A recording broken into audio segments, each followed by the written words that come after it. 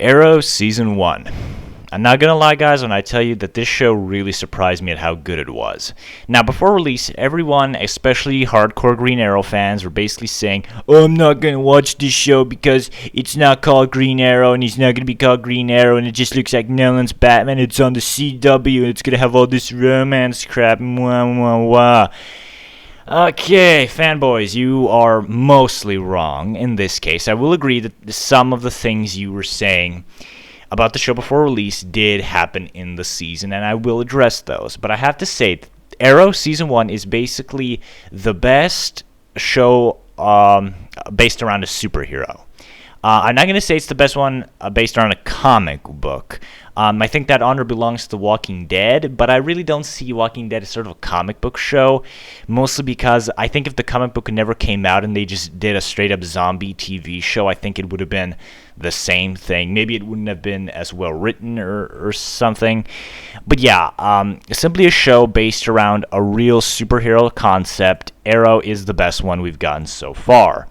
Now, the story begins with Oliver Queen stuck on an island for 5 years, and he's basically rescued off of the island by a bunch of Chinese fishermen. He's brought back to his home of Starling City after being gone on the island for 5 years, and we find out that he's basically evolved from that spoiled rich kid into this hardened warrior who's had to do some pretty questionable things to survive during his 5 years. And that he's come back with a mission. You know, before his dad died, he gave him this book with the list of names on it, and he basically told him that every person on this list needs to die. They're going to do something terrible to the city, and you need to stop them if you come back in time. And of course, he does come back in time just to stop them. So he takes up a vigilante identity known as the Hood, and good God, that's a stupid name. But anyway, he basically becomes a vigilante and he goes around killing people off of the list. Now, at first, the show is a bit formulaic. You know, every week he's going after somebody on the list. But as the season progresses and his team sort of starts influencing him, he starts going after murderers, serial killers, drug dealers, and stuff, because they basically tell him, look, you are doing good by taking the guys out off the list, but you can also do good by taking out guys who are killing firemen or guys that are selling this really messed up drug called Vertigo, and or saving this family that's forced to basically become bank robbers in order to survive. And that's how the show kind of evolves. You know, the show never really fully escapes the list. The list is always present, and it's a big plot point later on. But it isn't nearly as formulaic as you might think it is, and several key players do come back. And overall, I thought the first season was pretty good, but it did have some problems that really detracted it from me. Now, at first, the first few episodes before the winter break, are good. But none of them are great, with the exception of the 5th episode, where he reveals that all of those happy coincidences where anyone would figure out Oliver Queen is Green Arrow, he basically planned all of that out so that when he's in prison, the Hood is going to do some vigilante activity, and that's going to permanently destroy any and all suspicion that Green Arrow and Oliver Queen are the same person. And I thought that was legitimately the only great episode before the winter break. After the show came back from the winter break, it hit the ground running and it never slowed down. The flashbacks to the island got substantially better, even though there were some superfluous ones as well. The main plot with Malcolm Merlyn was really, really good, and the climax of the season was just fantastic. Almost everything that is set up is paid off.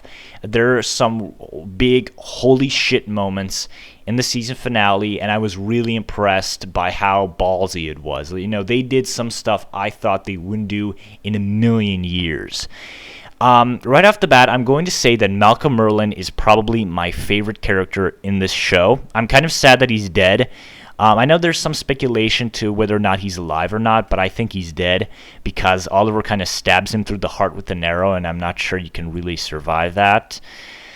Sorry that the video sort of cut out there. Someone called me on the phone and I had to basically stop recording. So ignore that little pause and just I'm gonna go ahead where I left off. So, my favorite character in the whole show is Malcolm Merlyn. I think the actor that portrays him is really, really good. I think his performance is absolutely fantastic. He brings a lot of subtlety to the role, lots of sort of stuff that you would see in a regular person. Like when he and Tommy are going to the top of the building and he's going to bring Tommy to the Dark Archer bunker, you can see kind of in his eyes that he's sort of happy. He doesn't have to pretend in front of his son anymore. Like he's going to show him who he really is, and that there was a lot of subtlety in that. So much so you might have missed it if you really weren't paying attention. And I really like the implications he brings to the whole series, because his wife was mugged and basically shot and left to bleed to death on the streets of the Glades, which is like the Narrows from Batman Begins, this crime-filled district of the city where crime is rampant. You know what I mean. So she was basically shot, mugged, and left to bleed out and die on the street. She tried to call her husband, who was too busy on the meeting. And once he found out that she, passed away, he spent the entire night listening on his phone to her messages and her basically begging him to come and help her, and that she was basically bleeding to death out on the street. And he basically listened to his own wife die.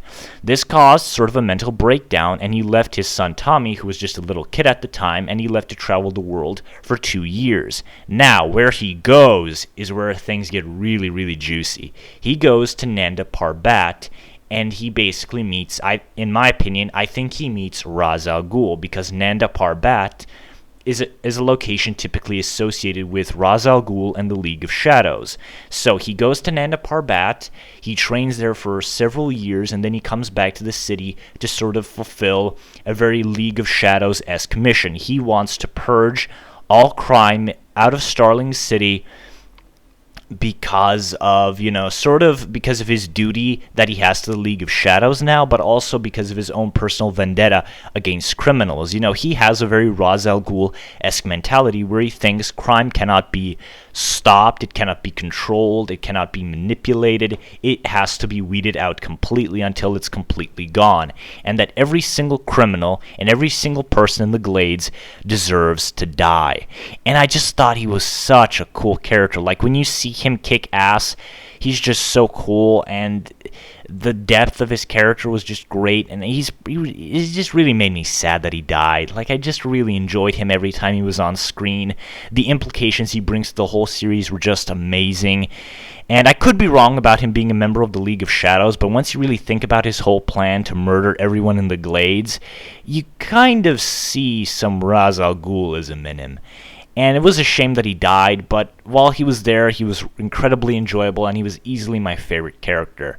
Another character I really liked was Diggle. Now, Diggle was, as far as to my knowledge, an original character who never appeared in the Green Arrow comic books. Now, don't take my word for this. I'm not an expert on Green Arrow. I've barely read any Green Arrow comic books, so most of my Green Arrow knowledge comes from the show. So John Diggle is this ex-Marine of the U.S. Corps, and he's basically Oliver's bodyguard. And in the beginning of the show, they have this really fun relationship where Oliver's just sneaking away from him, and Diggle's like figuring out that something's not right. And then during a meeting with Deadshot, Oliver basically tells him, look, I'm this vigilante, I'm trying to fight to save my city. And while John is a bit apprehensive at first, he joins Oliver in his crusade, and he becomes the first member of his team. And he's the guy who's he's kind of like, you know how Robin sort of pulls Batman from the edge, like if Batman didn't have Robin, he would probably go completely insane, and he would start, killing people and stuff in one point. Diggle is kind of Oliver's anchor to humanity. Like, he's the guy who keeps him in line. Like, he's the one who's telling him, you have to rest, you have to basically socialize with people, you can't just be stuck in this cave and go out every night and kill people and stuff off the list. You need to, keep your humanity, or else you're gonna go completely insane. And he's the straight man, he's the one keeping Oliver firmly, on the good side, so that he doesn't, go to the dark side or whatever. You know what I mean. But I just thought his actor was really good. He brought a lot of nuance to the character. He had a lot of subtlety, just like the actor who portrayed Malcolm Merlyn. And I just thought he was so much fun. Like, his relationship with Oliver is really just a lot of fun to watch, and it was just enjoyable to me. Some of the characters who really didn't float my boat were his mom. Like, his mom is participating in this project to basically level the entire Glades. And throughout the whole show, they constantly try to make her likable. They constantly try to make us care about this woman. But she's trying to murder thousands of people in the Glades for her family, because if she doesn't go along with Malcolm's plan, he's the Dark Archer, he's this badass assassin who kicks Oliver's ass, so this guy means business. And she basically goes along with his plan simply because he threatens to kill her family. And I cannot really relate to this woman at all. Like, I can understand that you're doing this for your family, but really, if your family knew you were going to murder thousands and thousands of people for them, do you think they would be okay with it? And they constantly try to make her likable, but it never works, because in the back of your head, this bitch is trying to kill thousands and thousands of people. So any and all attempts to make her likable don't work. Laurel Lance. Now, her performance is fine. Like, she doesn't do anything extraordinary throughout the whole season, but she has this sort of Kristen Stewart thing where her face is constantly looks like she's on the brink of tears. Like, she constantly looks like she's gonna have a breakdown or whatever and start crying her eyes out. And it's constantly the same facial expression. It's really, distracting when you are supposed to be having this serious scene, and it just doesn't work when you see her with those teary eyes all the fucking time. Oh my god. However, I will say that her dad is really awesome. I love Detective Lance. I think every episode is sort of building to like a James Gordon relationship with him and Oliver. Like, at first he's like, you're this murderer, you are no better than the guys you're supposedly killing, you deserve to be taken out. And even until the end of the first season, he's like, I don't agree with your methods, but we have to work together or else the whole city is going to be destroyed. So I'm willing to put my differences aside for you. And he does this throughout the whole season just so he can stop the greater evil. And they're sort of building up this sort of Batman-James Gordon relationship between him and Lance. And I honestly think, these guys have worked enough times with each other. They're kind of starting to like each other and stuff. And I really liked the problems he has. His daughter was murdered on the same night where Oliver and his father also apparently died. And he's just not coping with it well. Like, he's drinking and stuff. Like, he's barely holding himself together. When his ex-wife comes and tells him he might have found Sarah, he kind of gets hopeful, and he's the first one to get over it. He basically tells his ex-wife, let it go, our little girl is gone, there's nothing we can do, all we can do now is just go on with our lives. And I just thought that was a great scene. It was like finally him accepting his daughter is gone and it's time for me to basically get on with my life. I'm not doing anyone any favors by just moping around and drinking and stuff, and it's really, really cool. And another actor who really grew on me was Tommy. Like, Tommy was just the generic best friend at first, but as the season goes on and after he finds out that Oliver is the vigilante, his relationship with his best friend sort of deteriorates. His relationship with Laurel was actually really good because he actually tries to change. He and Oliver were known as playboys back in the good old days. And then he met this girl, Laurel, Oliver's ex-girlfriend, and he actually tries to change for her. He gets a legitimate job, he's serious about the relationship and stuff, and he's actually growing as a person. And he actually proves to Laurel that he deserves her time and attention, and they sort of fall in love. And I was really into that whole relationship. The show kind of fucks it up by having them break up, and then it's a love triangle and stuff. But Tommy's death in the season finale was so shocking because I was sure from the trailers and the promotional material that he was going to come back as like this Harry Osborn type dude, that he was going to become the Dark Archer. That's not what happens at all. During the earthquake, he saves Laurel from being buried alive, but he ends up getting mortally wounded, and Oliver finds him there. And these two best friends sort of reconcile after a bad argument they had, and Tommy, dies, sort of happy. He saved the woman he loved, and he was able to reconcile with his best friend, even though he wished he could have more time with them both. And yeah, I was just really sad. Like, when Tommy died, it was emotional for me. I really started to like him at the end of the season, and then he died, and I really wasn't expecting that. And I kind of do hope that that's a staple of the show. Like, they are willing to do ballsy things, that they are willing to kill key characters who you think they would never kill. But I hope they don't do it just for the sake of, shock value. I hope they do it for legitimate story reasons, or to help character development or something like that. And I really don't have that much to say about the characters. I thought Thea was okay. I wasn't a fan of bringing in Roy Harper. I sort of resist the idea of Green Arrow even having a sidekick. I know he's had a few of them in the comics. But, some heroes should have sidekicks, and some of them shouldn't. And I think Green Arrow really isn't the kind of guy who should have a sidekick, especially this version of him, because I think having a teenager Archer run around with you, it sort of ruins this badass image you've made of yourself. And I will say that the action in this show is absolutely amazing. Like, it's crystal clear. There is none of that shaky cam bullshit. You see every single hit given and taken. The action's really fast. It can be really brutal. Like, this show is kind of brutal for a CW show. Like, you see blood. You see people, openly be killed and stuff. You see a guy be burned alive.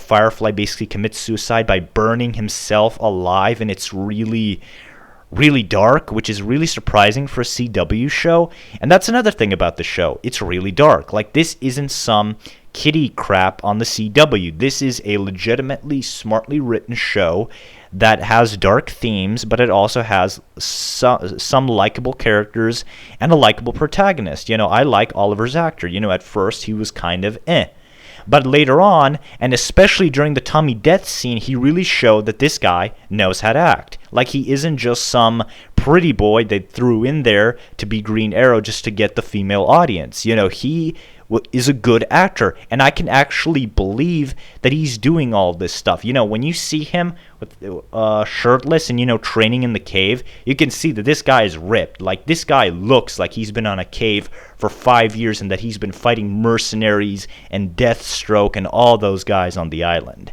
And all of the island stuff, well, most of it is pretty good. Some of the flashbacks were a little superfluous, but some gimmicks that they could have thrown in there aren't there. Like, I was expecting Oliver to have a bow and arrow by the third flashback, but instead he doesn't actually even use a bow and arrow, like legitimately use it against someone, until the very last episode. And as his first year on the island goes, he slowly is becoming the person we see in the present. He goes from this scared rich kid playboy who doesn't know how to do anything, and he slowly becomes this hardened warrior thanks to his mentors like Slade Wilson and Shadow and Yao Fei. And he does actually do something heroic at the end of the season by stopping this evil League of Shadows-esque plot that's going on the island at the time. And if I do have any problems with the show, I will say that the romance was really... Not the romance between Oliver and Laurel at the end was really forced. Like, I wish Tommy and Laurel didn't break up, mostly because I liked their relationship. I thought it was a legitimate relationship where these two actually hung out together. They talked, they got to know each other, and in my opinion, that's what a romance is. You being with another person you're sort of attracted to, getting to know them, what they like, what they dislike, and, starting to accept them for good or bad. That's because what love is. Love is caring about someone and accepting them the way they are, with the good and the bad, and you don't care about the bad at all. And that's, in my opinion, what love is. And I thought their relationship was pretty well done. And it was sad to see it be broken up for another CW love triangle, but Tommy's dead, so I guess that's the end of that. Now, another problem I have that the last episode sort of ends with the whole city just being in complete rubble, and you don't really find out who the woman is who's pulling the strings on the island. We know that she likes wearing red dresses, red, high heels and stuff. And at first I thought, oh, it's Talia al Ghul. We already know Merlin's and most likely with the League of Shadows. Like, I don't know who the hell else he's going to be with. Some people have said Vandal Savage, and I could see Vandal Savage like pulling the strings. Like, I can totally see him doing something like this. But Vandal Savage makes less sense to me than Ra's al Ghul, because Ra's al Ghul is specifically against murdering criminals. Vandal Savage is about taking over the world and leaving the strongest, best humans alive in a destroyed world. Like, there are several Vandal Savage plots where he's openly like, yeah, I'm going to destroy the world, but those who survive are worthy enough to live in my new world after I basically rebuilt it. And I feel that this whole earthquake thing, completely designed specifically to destroy the Glades, feels like something Ra's al Ghul would do, but I'm going off on a bit of a rant. Like, someone actually said that it's Roulette, the woman from the Young Justice animated series who's leading those superhero cage matches where you see the female heroes fight, and where you see a Wildcat fight in one episode. And I thought that's a pretty cool idea, and I really doubt that they're ever going to use Ra's al Ghul. I think he's too much of a heavy hitter for them to use in a CW show, so I think Roulette is probably the best guess for who the woman is. But still, it's not confirmed, and I wish we could have gotten something on it. And I will say another big flaw of the show is Huntress. I really don't like what they did with Huntress. I liked her DC Animated Universe origin where she's like the daughter of this mob boss, and she has a grudge against another mob boss who murdered her mom and dad when she was a little girl, and she has this grudge against him. In this universe, it's her fiance that dies, and her father, who's a mob boss in this, killed him, and she has this whole thing against her father. I really didn't like the actress. I mean, I kind of like the actress they brought in for her, but I don't think her performance was that good. She was really unlikable, and I was just questioning, why the fuck is Oliver in love with this crazy woman? Like, she's insane. Why are you in love with her? And yeah, I will say that the characters are the strongest parts of the show. Most of them are really, really good, and the few that aren't enough to lessen the show. So, in conclusion, Arrow Season 1 gets an 8.5 out of 10 for me. I think it's really, really good. I think the character stuff is amazing. I think a lot of the performances were great. The action is spectacular, especially for a TV show. There are lots of movie-style shots you wouldn't expect on a TV show. And the earthquake in the season finale looks really, really good. They saved a lot of money for that earthquake, because when you see the Glades just be completely teared down, it looks like what a real earthquake would look like. And it's just really cool. So yeah, 8.5 out of 10. I highly recommend that you check the show out. I cannot wait for the second season.